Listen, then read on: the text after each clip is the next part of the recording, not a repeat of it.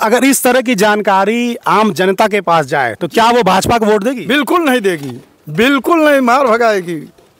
Hello दोस्तों, मैं धीरेन्द्र प्रताप, गोरखपुर, उत्तर प्रदेश से। साथियों, आज के इस वीडियो में हम आपको ये दिखाने की कोशिश करेंगे कि हमारे देश की जो मीडिया है, सूचना एवं प्रसारण मंत्रालय है, जिस तरह का प्रचार हमारे देश में अखबारों, टीवी, मैगजीन, होर्डिंगों, पोस्टरों के माध्यम से किया जाता है, क्या उन प्रचारों में जो देश की मूलभूत समस्याएं हैं या देश की जो गंभीर सूचनाएं हैं, देश से जुड़ी हुई, देश की सुरक्षा से जुड़ी हुई, देश के लोकतंत्र और संविधान से जुड़ी हुई जो सूचनाएं हैं वो आम आदमी तक पहुंचती हैं कि नहीं पहुंचती हैं? तो यह एक प्लॉट है, यहाँ कुछ लोग काम कर रहे हैं हम, और यहाँ पर ठेकेदार भी हैं, मजदूर भी हैं, मिस्त्री भी हैं। आइए उनसे जानने की कोशिश करते हैं। सबसे पहले ठेकेदार साहब, थोड़ा और नज़दीक आइए। देश में बहुत बड़ी बड़ी घटनाएं घट रही हैं, हम ये जानना चाहते हैं कि आपको उसके बारे में पता है कि नहीं पता है। ठीक है, इलेक्टोरल बॉन्ड का नाम सुने आप? नहीं। चुनावी चंदे का नाम सुने आप? तो इलेक्टोरल बॉन्ड के माध्यम से चुनावी चंदा लिया जा रहा था, इसके बारे में सुने आप? हाँ। अच्छा, क्या सुने? अरे मतलब आदमी पैसे लेकर और दे रहे हैं साहब। अच्छा, सुप्रीम कोर्ट ने इलेक्टोरल बॉन्ड को लेकर के कुछ कहा, उसके बारे में सुने आप? अच्छा, कल रात में सीए का नोटिफिकेशन जारी हुआ, इसके बारे में सुने? हाँ, सुने हैं। क्या है सीए? अब इतना नहीं जानते हैं हम, उनसे पूछिए हमको इसके बारे में। चलिए ठीक है। इलेक्शन कमीशन ऑफ इंडिया के चुनाव आयुक्त हैं, उन्होंने इस्तीफा दे दिया कल, सुने आप लोगों ने? नहीं, हम तो नहीं सुने। चलिए ठीक है, आइए एक और वोटर है, उनसे बात करते हैं। आप वोट डालते हैं?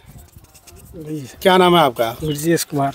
आप इलेक्टोरल बॉन्ड के बारे में सुने हैं? नहीं तो मालूम हो गया। इलेक्टोरल बॉन्ड के माध्यम से जो घोटाला हो रहा है उसके बारे में नहीं सुने हैं? ना।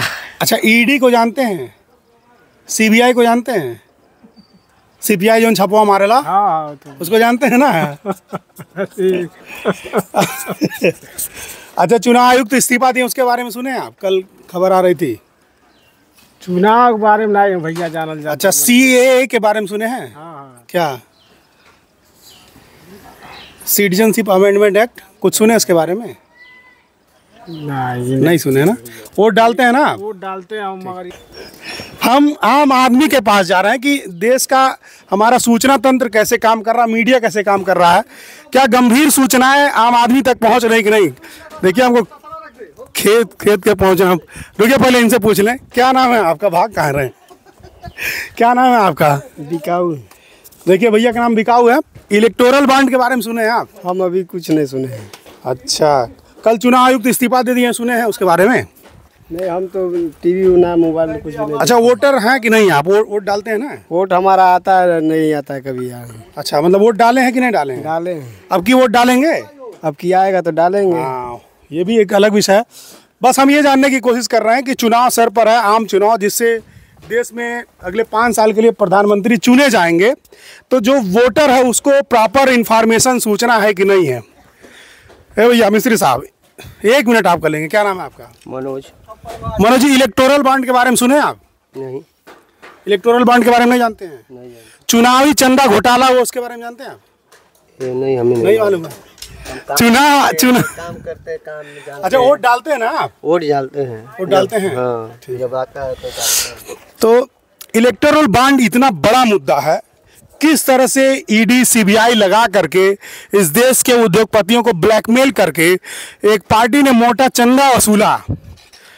चंदे की लिमिट खत्म कर दी गई, मैक्सिमम 3% अपने फायदे का इलेक्टोरल बॉन्ड के मतलब चुनावी चंदा दे सकते थे उद्योगपति, लेकिन इलेक्टोरल बॉन्ड स्कीम ला करके मोदी जी ने वो समाप्त कर दिया और ये कह दिया कि कंपनी जितना चाहे उतना, चाहे कंपनी घाटे में हो, मुनाफे में हो, जितना चाहे उतना चंदा दे सकती है, कंपनी का नाम उजागर नहीं किया जाएगा।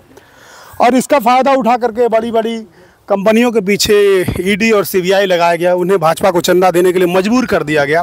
ये इतना बड़ा घोटाला है।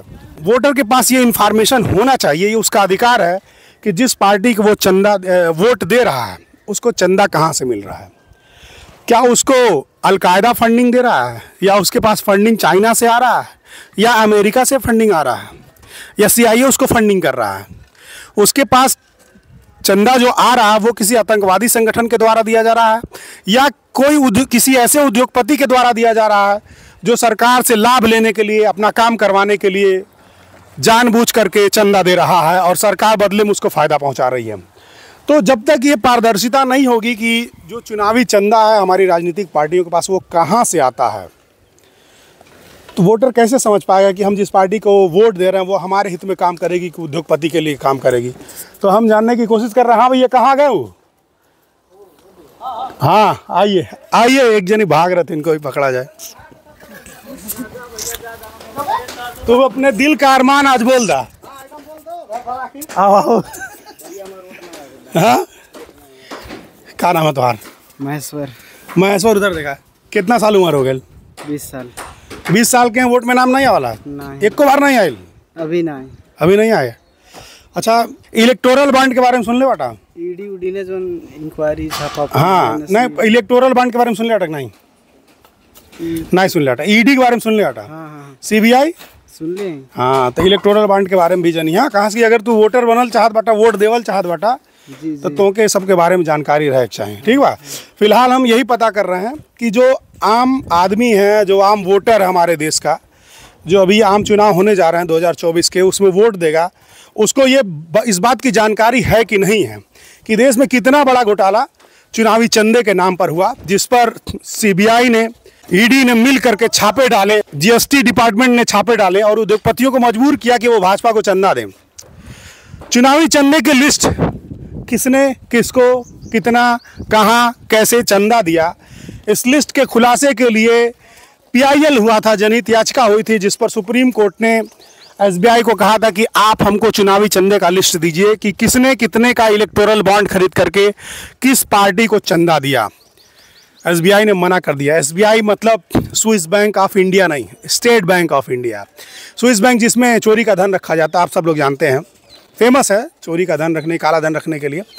तो एसबीआई ने मना कर दिया कि हम 30 जून तक जो है डेटा नहीं दे पाएंगे।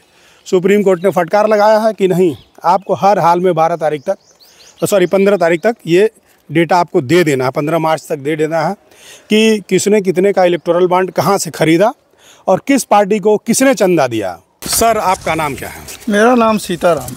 सर, आपने इलेक्टोरल बॉन्ड के बारे में सुना? जी।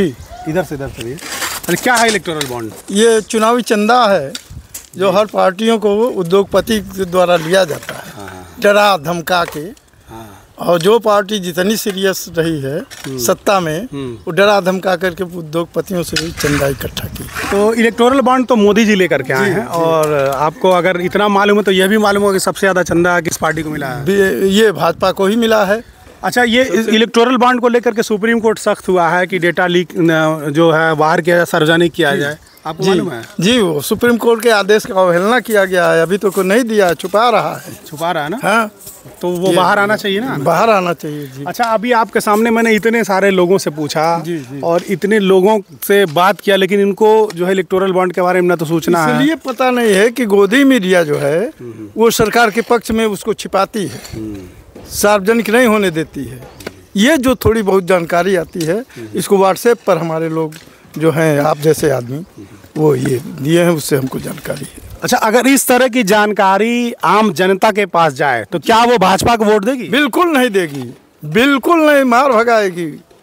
ये तो हमारी इस वीडियो का मकसद यही है कि हमारे देश की जो मीडिया है वो 147वें पायदान पर ऐसे ही नहीं पहुंच गई है। मतलब उसकी इतनी दुर्दशा है, इतनी भ्रष्ट मीडिया, इतनी एक तरफा बायस्ड मीडिया पूरी दुनिया में कहीं नहीं है जितना भारत की मीडिया है। और ये हमारे इस वीडियो का यही मकसद था कि हम लोगों को बता पाएँ कि आम आदमी तक जो खबरें हैं वो नहीं पहुंच पा रही हैं। आम आदमी के पास प्रोपेगेंडा पहुंच रहा है, बीजेपी का बनाया हुआ जो प्रचार का वीडियो वो पहुंच रहा है, जो असली खबर है जिससे पूरी सरकार उखड़ सकती है, पूरे देश में आंदोलन हो सकता है, वो खबरें नहीं पहुंचा जा रही हैं। तो जनता को भी बहुत दोषी नहीं माना जा सकता है कि जनता किसको वोट दे रही, किसको नहीं वोट दे रही है।